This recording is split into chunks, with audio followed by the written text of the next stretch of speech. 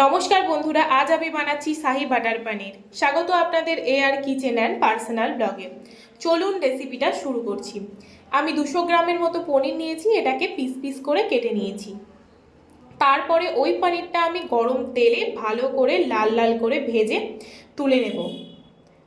ওই তেলেই আমি একটা মিডিয়াম সাইজের পেঁয়াজ কুচি কুচি করে কেটে নিয়ে ভালো করে লাল করে ভাজতে থাকবো। ততক্ষণে আমি মগজ আর কাজু দানার পেস্টটা বানিয়ে নেব। এর মধ্যে 100 গ্রামের মতো টক দই আমি অ্যাড করে ফেটিয়ে নেব। এবার আমি আদা রসুন পেস্ট দিয়ে ভালো করে মশলাটাকে কষিয়ে ওর মধ্যে ওই বেটে রাখা পেস্টটা দিয়ে নাড়াচাড়া করতে থাকবো অল্প একটু নুন দিয়ে। তারপর মশলা থেকে তেল ছেড়ে গেলে আমি ওর মধ্যে একটু সুগার ফ্রি অ্যাড করেছি। তারপর ওই ভেজে রাখা পনিরগুলো দিয়ে ভালো করে নাড়াচাড়া করতে থাকবো।